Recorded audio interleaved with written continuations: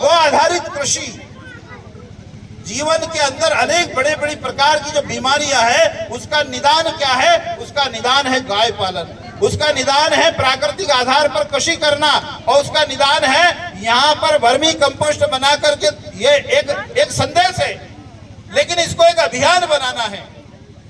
ये नरसिंह सेवा केंद्र जो है ये वास्तव में समाज परिवर्तन का केंद्र है और व्यक्ति को जीवन जीने की पद्धति सिखाता है।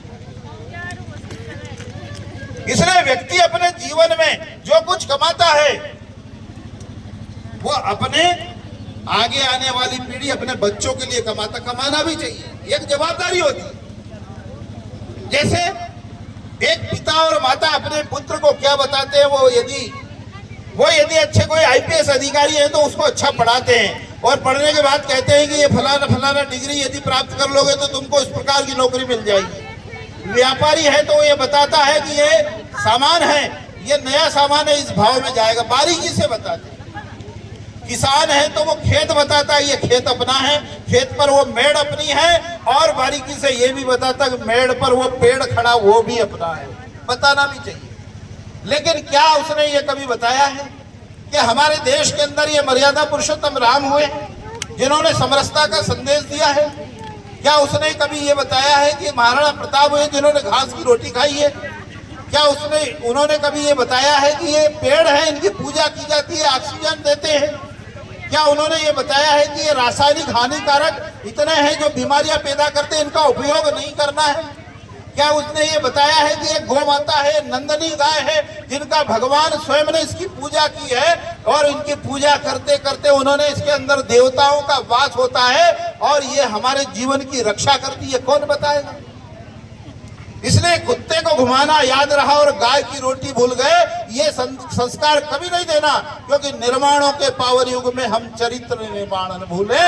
और संस्कार जो दिए जाने चाहिए आगे आने वाली पीढ़ी को वो आवश्यक है, उस खतरे से सचेत होना चाहिए। और अच्छी परंपरा, अच्छी संस्कृति और जो संदेश यहाँ से इस प्रकल्प के माध्यम से जो दिया जा रहा है, जो स्वावलंबी कितने प्रकार की वस्तुओं को निर्माण करके लाए हैं, दिखाने के लिए क्यों लाए हैं, बाजार में जाकर बेच देते, लेकिन नहीं, ये गांव-गांव के अंदर प्रारंभ होना चाहिए। गांव-गांव के अंदर जैविक कृषि होनी चाहिए, गांव-गांव के अंदर हर घर में गौ माता का पालन होना चाहिए। ग्राम के विकास से ही देश का विकास है। और इसलिए पुराने लोग ये कहते थे कि ग्राम है वहां राम है, क्योंकि कोई निर्भीकता है वहां, किसी प्रकार की चिंता नहीं होती है।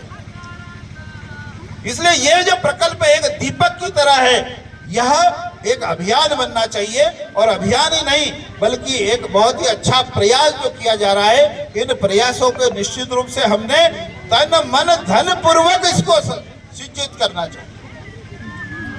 तन से करना, समय देकर के सेवा कार्य करना मैं करता हूं। मन से करना, मन यानी पूरे मन से किया हुआ काम वो सफल होता है।